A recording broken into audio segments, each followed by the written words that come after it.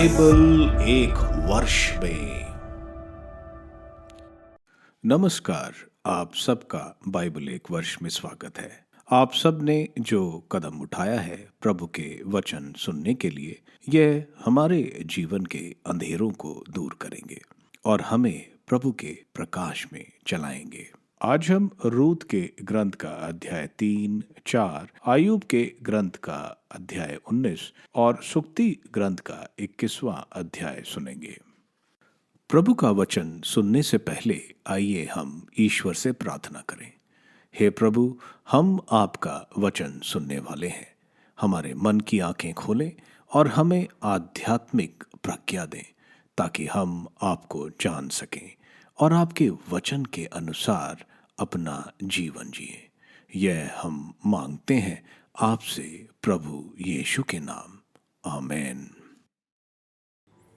रूत का ग्रंथ अध्याय 3। रूत का घर बसने की नयोमी की चेष्टा। एक दिन उसकी सास नयोमी ने उससे कहा, बेटी, मैं तुम्हारे लिए एक ऐसा घर क्यों न बसा दूं जिससे तुम्हारा कल्याण हो जाए। देखो, बोअज जिसकी नौकरानियों के साथ तुम रह चुकी हो, हमारा संबंधी है। वह आज शाम को खलिहान में जौ की अवसावन करेगा। इसलिए स्नान कर सुगंधित इत्र लगा लो और अपने अच्छे से अच्छे वस्त्र पहनकर खलिहान चली जाओ। लेकिन जब तक वह खा पी ना ले तब तक यह ध्यान रखना कि वह तुम्हें पहचान ना पाए। फिर जब वह सोने के लिए लेटे तो वह स्थान अच्छी तरह देख लेना जहां वह लेट गया है। तब तुम उसके पास जाकर उसके पांव उधाड़कर वहीं लेट जाना। वह तुम्हें बताएगा कि तुम्हें क्या करना चाहिए। उसने उत्तर दिया, आप जैसा कहती हैं मैं ठीक वही करूंगी। तब वह खलिहान गई और उसने ठीक वैसा ही किया जैसा उसकी सास ने उससे कहा था। जब खाने पीने के बाद बोअज प्रसन्नचित्त था तो अनाज के ढेर के पीछे सोने चला गया। तब रूत धीरे धीरे आई और उसके पांव की उधाड़ कर वहीं लेट गई। आधी रात को बोअज चौंक कर उठा। उसने मुड़कर अपने पांव के पास एक स्त्री को लेटे हुए देखा।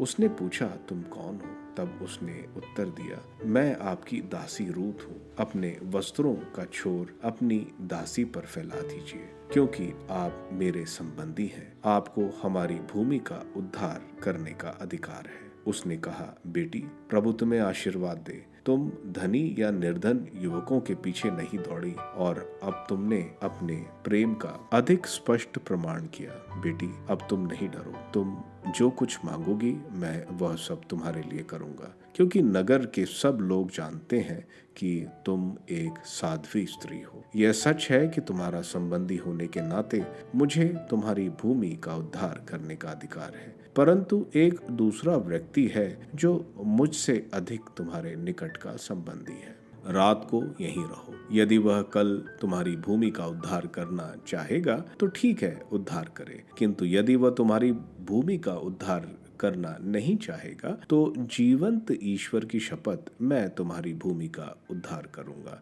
तुम प्रातःकाल तक यहीं पड़ी रहो। वह प्रातःकाल तक उसके पांव के पास ही पड़ी रही और उसी समय उठी जब कोई किसी को पहचान नहीं सकता था, क्योंकि बोअज ने सोचा कि किसी को यह बात ना लग पाए कि वह स्त्री खलिहान में आई थी। बोअज ने कहा, अपनी ओढ़नी फैलाओ। ओढ़नी फैलाने पर उसने उसमें आधा मन जौ डाल दिया और उसे उठाकर उसके सिर पर रख दिया। इसके बाद वह नगर गई। जैसे ही वह अपनी सास के पास आई, उसने उससे पूछा, क्या हुआ बेटी? तब उसने उससे वह सब सुनाया जो उस व्यक्ति ने उसके साथ किया था और कहा, यह कहते हुए कि तुम्हें खाली हाथ अपने सास के पास नहीं जाना चाहिए, उसने मुझे आधा मन जौ दिया। सास ने कहा, बेटी, जब तक पता नहीं चले कि क्या होगा तुम चुप रहो। वह आदमी तब तक चैन नहीं लेगा जब तक वह आज यह मामला तय न कर दे। रूत का ग्रंथ अध्याय 4। बोअज को उद्धार का अधिकार। बोअज नगर के फाटक के पास जाकर वहां बैठ गया। उद्धार करने का वह अधिकारी संबंधी भी वहां पहुंचा, जिसके विषय में बोअज ने कहा, भाई आओ यहाँ बैठो। वह आकर वहीं बैठ गया। फिर उसने नगर के नेताओं के में 10 को बुलाकर उनसे कहा, आप भी यहाँ बैठिए। बोआज ने उन लोगों के बैठने पर उस उद्धार करने के अधिकारी संबंधी से कहा, नोमी जो मोआब देश से लौट आई है, हमारे संबंधी एलीमेलेक की जमीन बेचना चाहती है। इसलिए मैंने यह विचार किया है कि तुम्हें उसके बारे में बताकर तुमसे कह दूं कि यहाँ बैठे हुए लोगों और प्रजा के नेताओं के सामने तुम उसे मोल ले लो। यदि तुम उसका उद्धार करना चाहते हो तो करो, और यदि तुम उद्धार नहीं करना चाहते हो तो मुझे बताओ, जिससे मुझे तुम्हारी इच्छा मालूम हो जाए, क्योंकि तुम्हारे सिवा किसी और को उद्धार करने का अधिकार नहीं है। तुम्हारे बाद मेरा अधिकार है। उसने उत्तर दिया, हाँ, मैं उसका उद्धार करूंगा। इस पर बोआज ने कहा, जिस दिन तुम नोमी से यह भूमि लोगे, उसी दिन तुम्हें उस मृतक की विधवा पत्नी मोआबिन रूत को भी अपनाना होगा, जिससे उस जमीन पर उस मृतक का नाम भी बना रहे। यह सुनकर उस संबंधी ने कहा, यदि ऐसा है तो मैं उसका उद्धार नहीं करूंगा, नहीं तो मेरी अपनी विरासत को हानि पहुंचेगी। तुम उद्धार करने का अधिकार ले लो, क्योंकि मैं उद्धार करने में असमर्थ हूँ। प्राचीन काल में इज़राइल में उद्धार और विनिमय को सुदृढ़ करने की यह प्रथा थी कि मनुष्य अपना जूता उतार कर दूसरे को दे देता था। इज़राइल में किसी भी बात को सुदृढ़ करने की यही प्रथा थी। इसलिए जब उस संबंधी ने बोआज से कहा कि उसे तुम ही खरीद लो, तो उसने अपना जूता उतार दिया। इस पर बोआज ने नेताओं और अन्य लोगों सब से कहा, आज आप इस बात के साक्षी हैं कि मैंने नोमी के हाथों से एलीमेलेक, किलियन और महलोन का सारा भूभाग खरीद लिया है। इसके साथ ही मैंने महलोन की विधवा मोआबिन रूत को भी अपना लिया है, जिससे मैं उस मृतक के दाएं भाग पर उसका नाम इसलिए बनाए रखूं कि मृतक का नाम उसके संबंधियों और उसके नगर के न्यायालय में नहीं मिटे। आज आप इस बात के साक्षी हैं। इस पर फाटक पर एकत्रित सब लोग और नेताओं ने कहा, हाँ, हम सब इस बात के साक्षी हैं। प्रभु ऐसा करे कि वह स्त्री जो तुम्हारे घर आ रही है राहेल और लेआ के समान हो, जिन दोनों ने इज़राइल का वंश चलाया था। तुम अफराता में फलों फूलों और बेतलहम में तुम्हारी कीर्ति बढ़े। प्रभु की कृपा से इस युवती से उत्पन्न होने वाला संतान द्वारा तुम्हारा घर उस पेरेस के घर जैसा बन जाए जो यूदा के यहाँ तोमार से उत्पन्न हुआ था। बोआज का रूत से विवाह। बोआज ने रूत को अपनी पत्नी के रूप में अपनाया। बोआज का उससे संसर्ग हुआ। प्रभु की कृपा से रूत गर्भवती हो गई और उसने पुत्र प्रसव किया। स्त्रियों ने नोमी से कहा, धन्य है प्रभु, उसने अब आपको एक उत्तराधिकारी दिया है और उसका नाम इज़राइल में बना रहेगा। वह आपको नया जीवन प्रदान करेगा और बुढ़ापे में आपका सहारा होगा, क्योंकि आपकी बहू ने उसे जन्म दिया है। वह आपको प्यार करती है और आपके लिए 7 पुत्रों से भी बढ़कर है। नोमी ने शिशु को अपनी छाती से लगा लिया और उसका पालन पोषण किया। पड़ोस की स्त्रियों ने यह कहते हुए शिशु का नाम रखा, नोमी को पुत्र उत्पन्न हुआ है। उन्होंने उसका नाम ओबेद रखा। वही दाऊद के पिता येश का पिता है। पेरेस की वंशावली। पेरेस की वंशावली इस प्रकार है। पेरेस हेस्रोन का पिता था, हेस्रोन राम का, राम अमीनादाब का, अमीनादाब नहशोन का और नहशोन सलमोन का, सलमोन बोआज का पिता था, बोआज ओबाद का, ओबाद शियस का और शियस दाऊद का। अयूब का ग्रंथ अध्याय 19।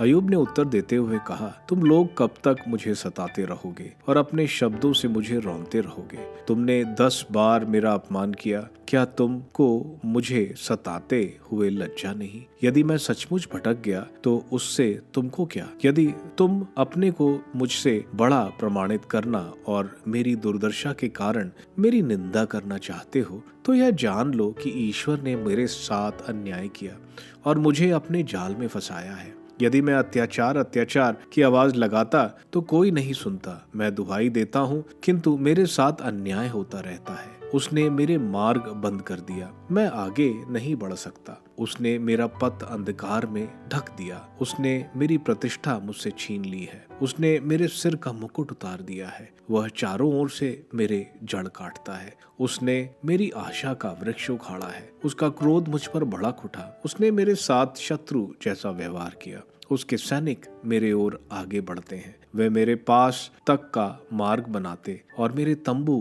की घेराबंदी करते हैं। उसने मेरे भाई बहनों को मुझसे दूर कर दिया। मेरे परिचित मुझे पराया समझते हैं। मेरे संबंधी मुझे छोड़कर चले गए। मेरे मित्रों ने मुझे भुला दिया। मेरे अतिथि और दासियों मुझे परदेसी समझते हैं। मैं उनकी दृष्टि में अपरिचित बन गया। मैं अपने नौकर को बुलाता हूँ, वह उत्तर तक नहीं देता। यद्यपि मैं उससे विनयपूर्वक निवेदन करता हूँ, मेरी सास से मेरी पत्नी को घृणा होती है। मेरे अपने पुत्र मुझे घृणित समझते हैं। छोकरे भी मेरी हंसी उड़ाते हैं। जब मैं उठ खड़ा होता हूँ तो वे मेरा उपहास करते हैं। मेरे पुराने मित्र मेरा तिरस्कार करते, मेरी आत्मीय मुझसे मुंह मोड़ते। मेरी चमड़ी मेरी हड्डियों से चिपक गई।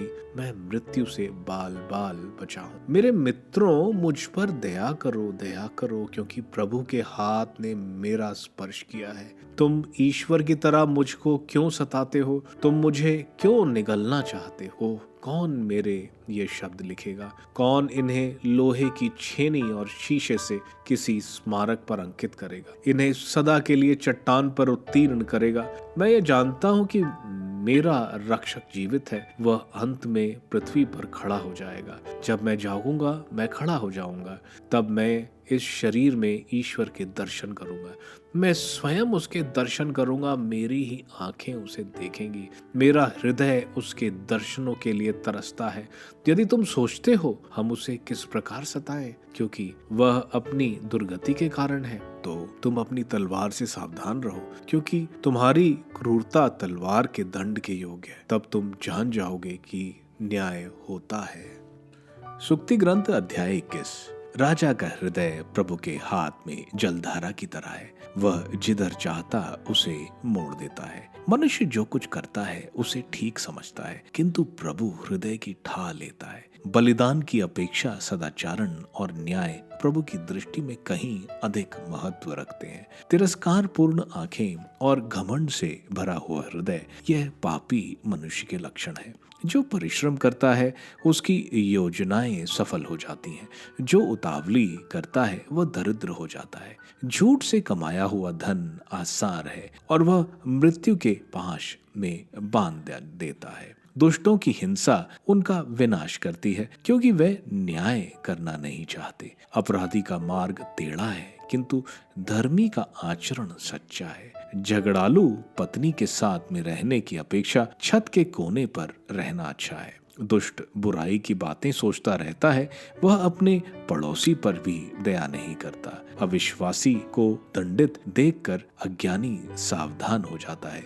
जब बुद्धिमान को शिक्षा दी जाती है, जो उसका ज्ञान बढ़ता है। न्यायप्रिय दुष्ट के घर पर दृष्टि रखता और कुकर्मियों का विनाश करता है। जो दरिद्र का निवेदन ठुकराता है, उसकी दुहाई पर कोई कान नहीं देगा। गुप्त रूप से दिया हुआ उपहार कोप को शांत करता है। कपड़ों में छिपी हुई धूस क्रोधाग्नि बुझा देती है। न्याय हो जाने पर धर्मी को आनंद होता है, किंतु कुकर्मी आतंकित हो जाते हैं। जो समझदारी के मार्ग से भटकता वह प्रेतों की सभा में पहुंच जाता है। भोग विलास का प्रेमी दरिद्र बनेगा। अंगूरी और दावत का शौकीन कभी धनी नहीं बन सकता। दुष्ट धर्मियों का रक्षा पलक बन जाता है और विश्वासघाती ईमानदारों का।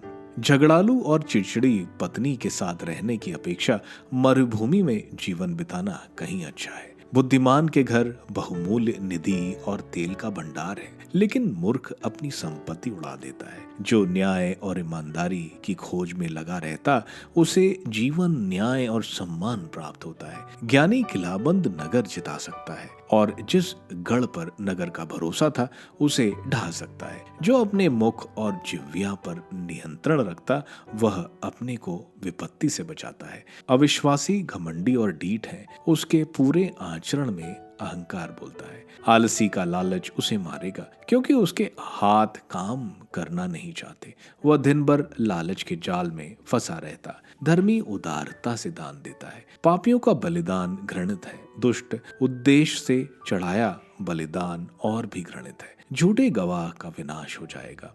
जो सुनना जानता है उसे बोलने का अवसर मिलेगा। दुष्ट चेहरे से कठोरता झलकती है, किंतु धर्मी मनुष्य अपने आचरणों का ध्यान रखता है। प्रभु के सामने ना तो प्रतिज्ञा, ना अंतर्दृष्टि और ना चिंतन टिक सकता है। घुड़सवार सेना युद्ध के दिन के लिए तैयार की जाती है, किंतु विजय प्रभु के हाथ में है।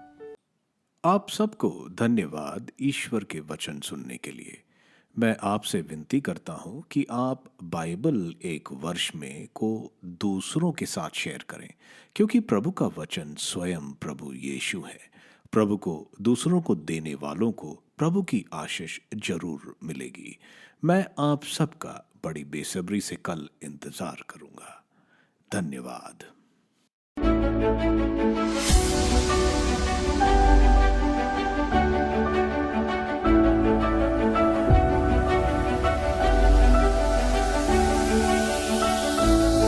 बाइबल एक वर्ष में